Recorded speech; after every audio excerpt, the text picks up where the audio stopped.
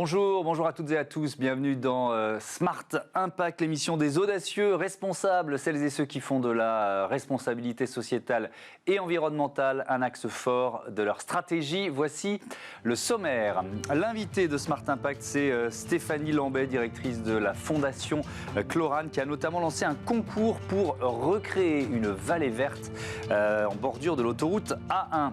Notre débat portera sur le forfait mobilité durable mis en place il y a bientôt 1 an. Il est facultatif pour les entreprises et il est peu utilisé. On fera un premier bilan et on verra comment le développer. Et puis dans Smart Ideas, vous découvrirez Hello Planet et sa plateforme vidéo destinée à financer des ONG. Voilà pour les titres, c'est Smart Impact. C'est tout de suite.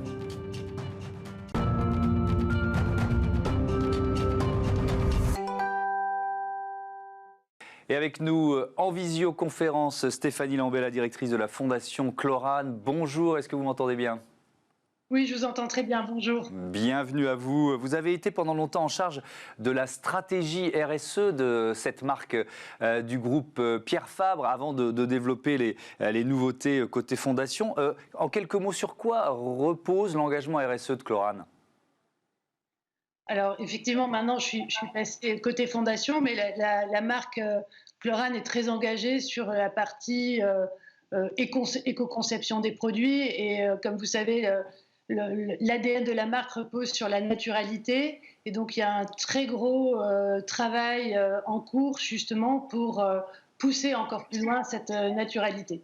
Et d'ailleurs, ça fait partie des missions de la Fondation Chlorane, et ça se rejoint autour des espèces végétales disparues. Comment vous les faites renaître, réapparaître, ces espèces ?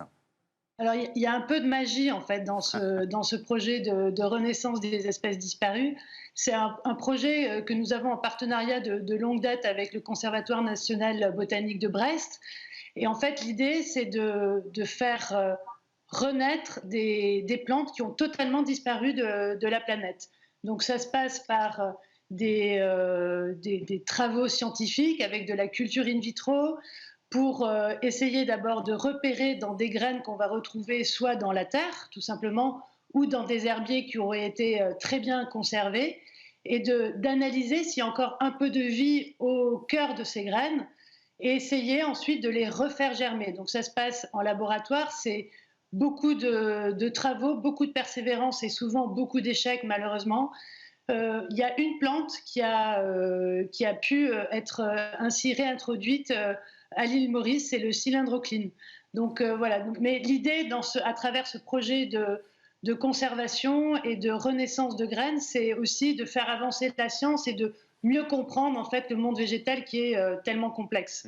Alors la fondation Chlorane, elle existe depuis plus de 25 ans et elle est active en France, notamment avec ce programme Happy Valley. De quoi s'agit-il ?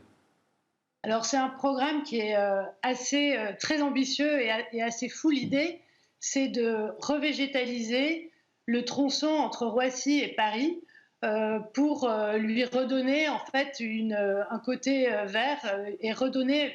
Le mot Happy Valley a beaucoup de sens dans ce projet. C'est rendre ce tronçon joyeux. Et aujourd'hui, tout le monde sait quand on y passe et qu'on roule dessus à quel point c'est gris et c'est des zones en friche.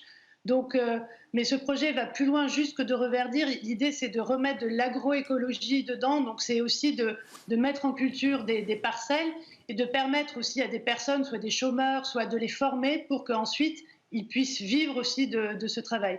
Donc, il y aura un côté ornemental avec des jachères qui vont devenir fleuries. Il va y avoir des cultures, il va y avoir des jardins sur les toits, il va y avoir des potagers. Donc, c'est quelque chose de très ambitieux, puisque la parcelle est longue. Et justement, en 2021, une des premières parcelles va pouvoir être reverdie grâce à un projet mené par des étudiants dans le cadre du prix Botany for Change, qui est organisé par Chlorane Botanical Foundation, pour justement mettre en place, et de manière pérenne, c'est ça aussi qui est intéressant, sur une parcelle de 1000 m² à Roissy en France. Oui, donc ce projet, c'est un projet au long cours. Effectivement, vous avez sélectionné 2 projets finalistes. Le vote se termine ce 6 avril à minuit. L'idée, c'est quoi? C'est d'associer les riverains, c'est d'associer les enfants de cette région entre Paris et Roissy? Oui, exactement. En fait, l'idée, c'est effectivement à partir du projet des étudiants on a hâte de connaître ce soir le projet gagnant. Il y a deux écoles et 2 projets qui sont finalistes. Et en fait, là, c'est soumis au vote du public. Et l'idée, donc justement, il y a déjà une participation du public par le choix du jardin qui va être fait ce soir. Mais aussi, l'idée, c'est de rendre cette zone ouverte aux habitants de Roissy. Et à l'intérieur du projet, on a pensé et prévu ce qu'on a appelé le carré jeune pousse, qui va permettre aux enfants de pouvoir se sensibiliser justement et de mettre les mains dans la terre pour faire pousser aussi le jardin. Donc chacun des étudiants a imaginé ce carré des jeunes pousses d'une manière différente.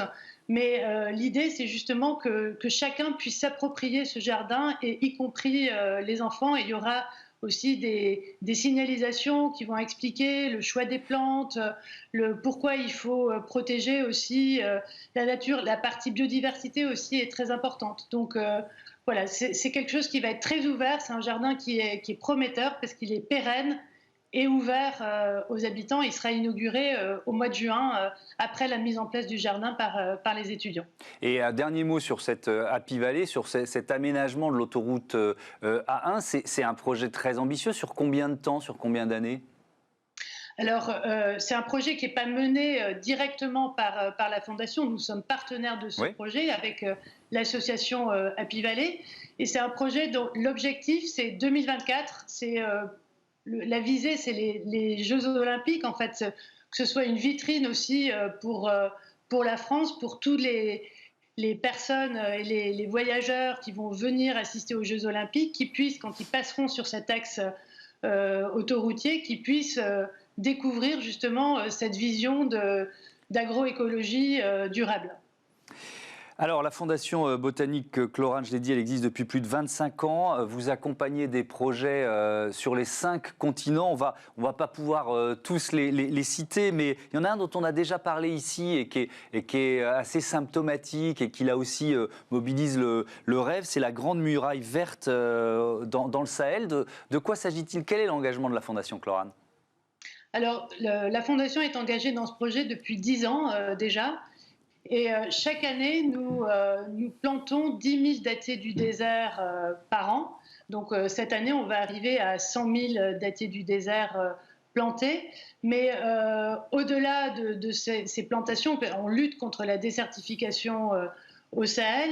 L'intérêt de ce projet, c'est que non seulement on va revégétaliser, on va reverdir, on va créer une ceinture végétale, mais on va permettre aussi aux populations locales de mieux vivre. Elles vont retrouver, grâce à cette verdure, il va y avoir autour des pépinières et des cultures, des jardins potagers qui vont être mis en place. Il y a 1500 jardins qui ont déjà été mis en place et qui sont gérés par des collectifs de femmes, donc qui s'approprient ce jardin, qui du coup vont récupérer les récoltes et les fruits de ces jardins potagers pour les vendre. Donc va permettre aussi d'avoir des meilleures conditions de vie, un revenu additionnel, une alimentation diversifiée. Donc on est dans un cercle vertueux, on est vraiment dans du positif. On voit que la biodiversité est en train de revenir. Il y a même des abeilles qui sont revenues, des petits mammifères qui sont revenus. C'est un projet qui est vraiment, alors pour le coup, sur du long terme, puisque c'est un projet extrêmement ambitieux qui part du Sénégal et qui a l'objectif d'aller jusque de l'autre côté de l'Afrique, de traverser jusqu'à Djibouti. Donc pour l'instant, on a démarré, on est au Sénégal en partenariat avec le CNRS, qui est l'acteur principal de ce projet. Et donc l'idée, c'est de rester justement, c'est un peu la vision de la Fondation, c'est quand on s'engage dans un projet, c'est pour longtemps, c'est pas juste un one-shot pour juste faire une action, mais c'est justement d'avoir l'effet bénéfique et profitable localement. Et alors justement, il nous reste 1 minute seulement, Stéphanie Lambay, mais pour parler de ce projet en Équateur, vous venez de vous y engager. De quoi s'agit-il? Et peut-être, pardon, le temps nous compte, mais en 1 minute, pourquoi il y a une urgence là-bas? Parce que malheureusement, l'Équateur est un des pays d'Amérique du Sud qui a le record de vitesse de déforestation. Donc là, ce projet, c'est de replanter des arbres en collaboration avec une association franco-équatorienne qui s'appelle Ishpingo, pour replanter des arbres et permettre aux fermiers quichua, qui sont les populations locales, qui sont pauvres, qui coupent des arbres pour les vendre et pour vivre. L'idée, c'est justement de replanter des arbres pour régénérer la forêt, tout en étant les fermiers quichua, donc en choisissant des modes de plantation en agroforesterie qui vont être à la fois bénéfiques pour l'écosystème, pour la forêt, mais aussi pour les quichua en leur permettant de mieux vivre des arbres qu'ils vont planter. Donc il y a une formation, un accompagnement individuel de A à Z du projet pour qu'ils s'approprient le projet et que derrière, ils puissent être autonomes. Et donc ainsi, on va redonner à la fois vie à la forêt et redonner aux quichua et aux populations locales de mieux vivre. Donc là aussi, on n'est que sur du positif. Merci beaucoup. Merci Stéphanie Lambay. À bientôt sur Bismart. Voilà tout de suite notre débat sur le forfait mobilité durable.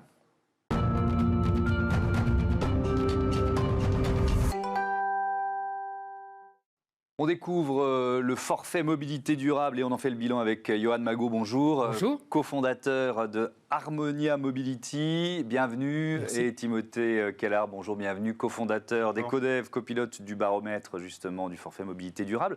Il est entré en vigueur le 10 mai 2020, donc ça va faire 1 an. Ça permet une prise en charge par les employeurs des transports entre le domicile et le lieu de travail, avec quand même quelques conditions. On peut peut-être les rappeler, Timothée? Oui, donc le décret cite finalement un certain nombre de modes possibles pour pouvoir être éligible à ce forfait mobilité durable, qui oscille entre des modes partagés comme le covoiturage ou des outils en libre service comme les vélos par exemple, ainsi que l'usage du vélo aux propriétés ou bientôt les engins de déplacement personnel. Et puis il y a un élément important, parce qu'on y reviendra, c'est qu'il est facultatif. Alors c'est un forfait qui est effectivement optionnel et qui doit s'intégrer dans ce qu'on peut appeler la multimodalité, c'est-à-dire ou l'intermodalité, c'est-à-dire les différents usages possibles pour aller au travail. Donc il y a une cohabitation avec les transports en commun par exemple ou les voitures de fonction qui a travaillé pour les employeurs et effectivement à date il est toujours facultatif. Alors est-ce que ça marche? Johan Magot, moi j'ai lancé ce débat après avoir lu un article chez nos confrères du Parisien aujourd'hui en France qui faisait un bilan qui était quand même assez tristounet, on va dire, presque 1 an après le lancement. Ça marche pas bien? Alors en effet, déjà il faut remettre un petit peu dans le contexte, comme vous l'avez dit tout à l'heure, ça a été lancé le 10 mai 2020. Le 11 mai, on a eu le premier déconfinement. Donc les services RH qui généralement sont les personnes qui portent ce sujet-là, le forfait mobilité durable dans les entreprises, avaient vraiment d'autres priorités à ce stade. Ensuite se sont enchaînés sur les vacances d'été. Donc c'est vrai que ça a été un Premier démarrage. confinement, vacances d'été, deuxième confinement, enfin bref. Voilà, donc ça a été un petit peu long. Après, c'est un sujet qui nécessite d'impliquer aussi différentes strates de l'entreprise. Il y a les RH, bien sûr, qui le portent, il y a les services RSE, il y a aussi les partenaires sociaux pour les entreprises de plus de 50 personnes. Donc, et toutes ces personnes doivent se mettre autour de la table, trouver les modalités qui conviendront, faire le bon analyse des usages aussi des collaborateurs pour voir ce qu'il est possible de mettre en place, pas mettre en place, en fonction de l'entreprise en elle-même. Donc, effectivement, c'est assez long, mais cependant... C'est votre job, en fait. Vous accompagnez les entreprises dans cette démarche-là. Donc, le forfait mobilité durable, il doit vous aider à les convaincre d'une certaine façon? Oui, il aide bien sûr à les convaincre. Après, il y a un certain nombre de freins qu'il faut essayer d'aider à lever et c'est pour ça que ça prend un petit peu de temps. Je vais prendre un exemple, c'est la prévention des risques. On a, comme vous l'avez certainement vu, le vélo qui a pris un essor assez important, assez naturel avec le contexte sanitaire que l'on connaît. Mais les RH sont évidemment très sensibles à la sécurité des salariés pour se rendre au travail. Ils ne veulent pas faire n'importe quoi non plus là-dessus. C'est-à-dire que s'ils financent via le forfait mobilité mobilité durable, il y a une responsabilité entre le domicile et le lieu voilà, de travail. Ça rentre dans le cadre de la prévention des risques. Et également, côté salarié, même si on se dit que pédaler, ça ne s'oublie pas, hein, c'est ce qu'on entend bien souvent, techniquement on le sait, mais les collaborateurs, il y en a certains qui savent pédaler, mais ils ne sont pas tout à fait à l'aise pour circuler dans des conditions avec des voitures, des deux roues, des piétons, d'autres vélos, circuler dans Paris, traverser l'Arc de Triomphe par exemple. Ou dans les grandes villes, c'est un peu le même schéma, et c'est vrai qu'il faut s'habituer à une mobilité partagée. Exactement. Timothée Keller, quel bilan vous faites, vous? C'est vrai que pour l'instant, à ma connaissance, il y a peu, par exemple, de grandes entreprises qui se sont engagées dans la démarche. Alors, il faut peut-être juste recontextualiser le sujet du forfait mobilité durable, qui est effectivement un sujet récent et qui est à intégrer dans les négociations annuelles obligatoires via le volet qualité de vie au travail pour les RH. Donc déjà, c'est une notion qui était environnementale, qui est devenue une notion très qualité de vie au travail. Donc c'est ce qui explique le manque, on va dire, de compétences peut-être des employeurs à intégrer ce sujet. Pour le sujet vraiment du déploiement en tant que tel, oui, faut définir le périmètre, faut définir les montants, faut définir éventuellement tous les à côté, comme éventuellement des services de prévention, pourquoi pas.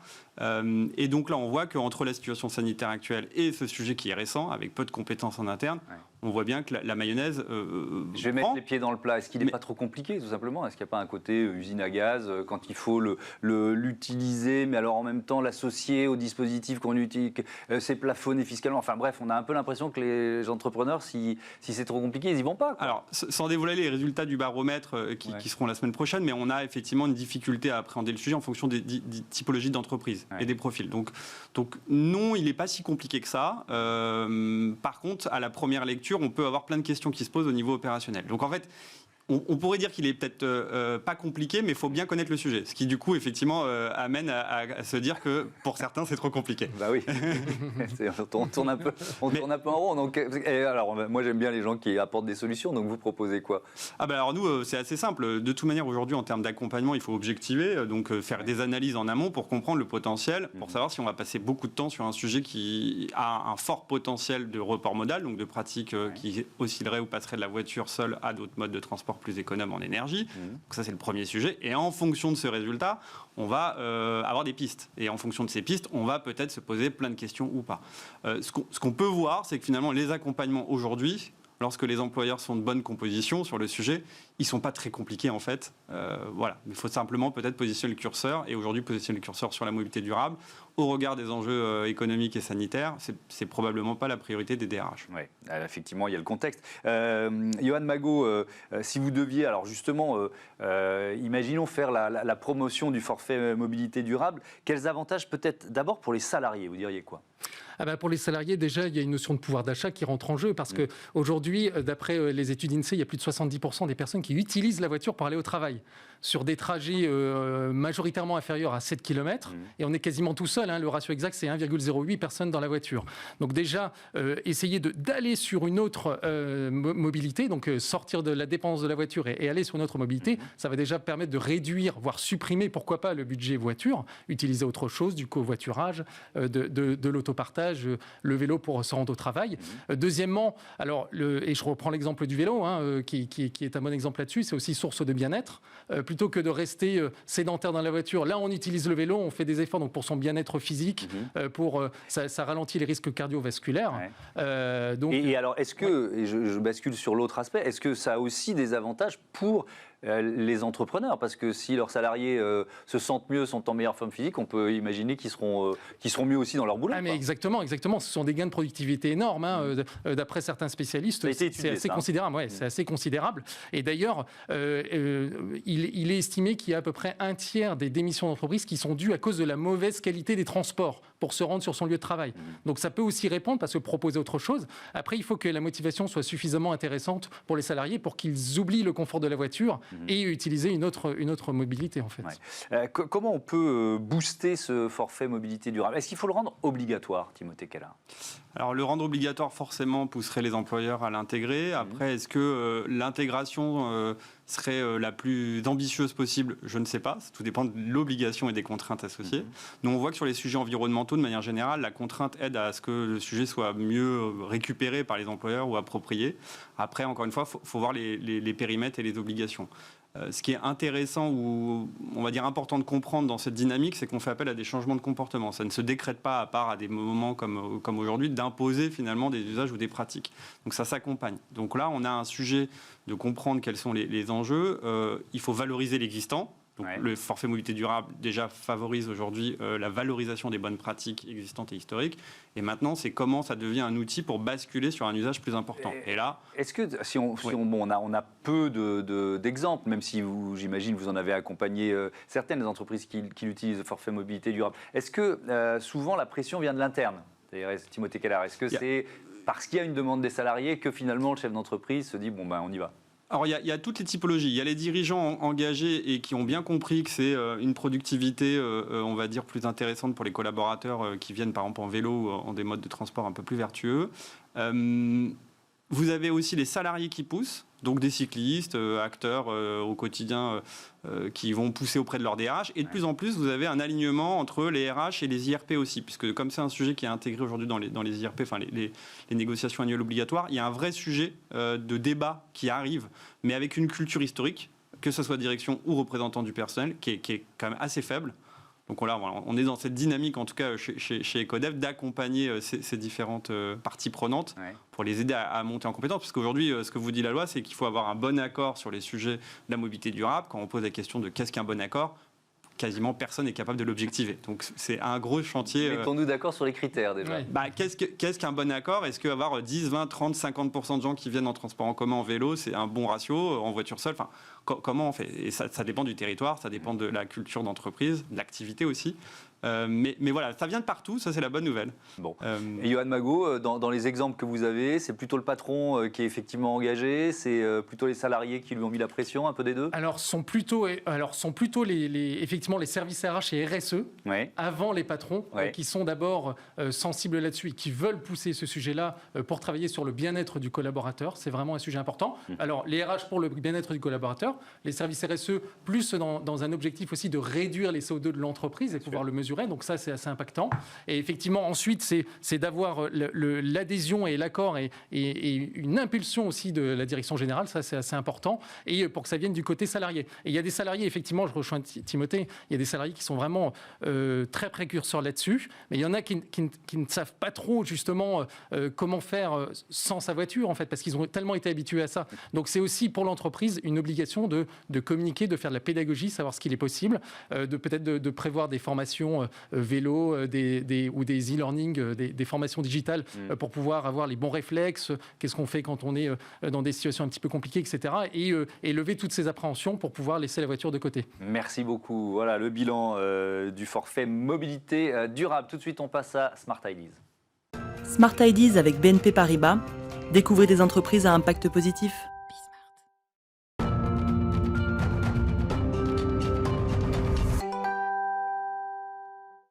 Smart Ideas, la bonne idée du jour, elle est signée Jean-Baptiste Nicolas. Bonjour, bienvenue. Bonjour Thomas. Vous êtes le fondateur de Hello Planet. C'est quoi? Quand est-ce que vous l'avez créé? Avec quelle idée?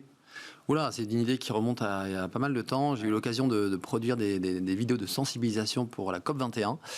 Et ensuite, je me suis dit, tiens, ça serait sympa que ces spots de pub là aient une seconde vie. Et j'ai cherché une plateforme en France ou à l'international où on pouvait les mettre encore gracieusement à disposition. Et je ne l'ai pas trouvé. Et donc je me suis dit, il faut la créer. Voilà, je me suis dit, pourquoi pas, il y a un truc à faire, ça c'est sûr. Et donc, je voulais pas faire un YouTube green. Et donc, voilà, je me suis lancé dans ce projet avec un double objectif d'impact et complémentaire. Le premier, c'est de sensibiliser les gens et leur faire changer leur comportement et leurs habitudes avec des contenus inspirants et de qualité. Et puis aussi leur permettre de soutenir et de financer des projets d'ONG en faisant un don gratuit. Alors c'est ça, donc dans le fonctionnement de cette plateforme vidéo que vous lancez, en fait, déjà le contenu pour commencer, comment vous choisissez les films ? Alors, il faut que les films aient un impact et soient de qualité. C'est ce qu'on garantit sur la plateforme. Donc, c'est aussi bien des vidéos que des podcasts ou des articles blog. On a à peu près 800 contenus disponibles aujourd'hui sur la plateforme et avec une dizaine chaque semaine qui vient en plus. C'est du reportage, ça peut être une interview de personnalité aussi. Alors, c'est un peu tout. Alors, nous, on produit des contenus, on a à peu près à 10-15%, et le reste, ce sont vraiment des éditeurs, des partenaires qui nous mettent à disposition disposition leur programme, leur contenu. C'est à la fois des documentaires, des reportages, c'est plein de youtubeurs qui nous donnent aussi plein de vidéos, c'est des institutions, c'est des ONG évidemment, et puis voilà, et puis vous trouvez votre bonheur parce qu'il y a plein de choses différentes sur plein de thématiques, parce qu'on a quand même suivi les ODD de l'ONU, ça c'est très important pour nous. Donc on a tout ce qui est alimentation, tout ce qui est eau, océan, tout ce qui est zéro déchet, voilà. Donc les objectifs de développement durable de l'ONU. Donc l'idée c'est que ce soit inspirant pour le téléspectateur, qu'on puisse éventuellement y picorer des idées, les dupliquer. Et puis effectivement, il y a une possibilité de choisir, de financer certains projets. Alors le principe est extrêmement simple. Vous venez sur la plateforme, vous regardez une vidéo, vous gagnez des points en regardant cette vidéo. Ensuite, avec ces points, vous les donnez à des projets d'ONG qu'on met en avant sur la plateforme.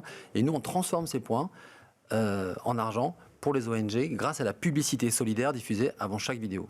Voilà. Avec nous, la publicité fait du bien. C'est un bon concept. Donc ça veut dire que les marques qui font de la publicité sur Hello Planet, elles aussi, elles s'engagent d'une certaine façon. Elles s'engagent et surtout on les choisit parce que attention, il y a un cahier des charges qui est très important. Elles doivent respecter ce que propose la RPP. Donc aujourd'hui, il y a vous faites attention au greenwashing, quoi, évidemment. Voilà, le greenwashing, c'est quand même quelque chose qui est pas très loin. Donc voilà, donc on a un comité d'experts indépendants qui valide nos publicités. Et comme je vous l'ai dit, il faut aussi que nos annonceurs aient une démarche de communication responsable, ça c'est très important. Et quel type de projet on peut accompagner, si vous voulez donner peut-être un ou deux exemples? Alors aujourd'hui, vous avez des projets qui viennent de grandes ONG comme WWF, LPO, Sea Shepherd. Alors vous pouvez soutenir aussi bien des abeilles au Maroc. Donc je vois qu'il y a des images qui passent en ce moment. Ça c'est avec la fondation Good Planet. On peut soutenir des dauphins aujourd'hui qui sont massacrés sur les côtes atlantiques avec Sea Shepherd. Et bien, on peut aussi aider des jeunes étudiants qui sont en situation de précarité avec la fondation Lafarge. Oui, c'est-à-dire qu'on aide une ONG, mais même un projet précis. Alors ça, c'est très important. Oui, vous avez raison d'insister là-dessus, parce qu'aujourd'hui, on ne soutient pas une ONG sur Hello Planet, on soutient des projets d'ONG. Ça, c'est très important. Et on est sûr que ces points transformés en dons vont aller à ce projet. Ah oui, ça, c'est ce qu'on garantit sur la plateforme, évidemment. Donc, les projets sont présentés pendant 2 mois. Et ensuite, ils sont renouvelés avec d'autres projets, d'autres ONG au fur et à mesure, au fil de l'eau. Qui sont vos premiers annonceurs, peut-être en quelques mots? Alors, vous pouvez les citer, parce que c'est un... Oui. Alors, on a Guerlain, qui a un produit lié aux abeilles. On a Citeo, qui parle évidemment de recyclage. On a le groupe Seb avec Rovinta, qui parle aussi de la garantie de ses produits, la réparabilité de ses produits, ça c'est très important. On a aussi Ecosia, qui est un moteur de recherche qui plante des arbres. Voilà. Et puis, on a d'autres groupes français qui vont nous rejoindre dans quelques jours. Et ben voilà, bravo. Merci Jean-Baptiste Nicolas Bonvent à Hello Planet. Voilà, c'est la fin de cette émission. Je vous propose de nous retrouver demain 9h, midi, 20h30 sur les box et sur la chaîne des Audacieuses et des Audacieux. Salut.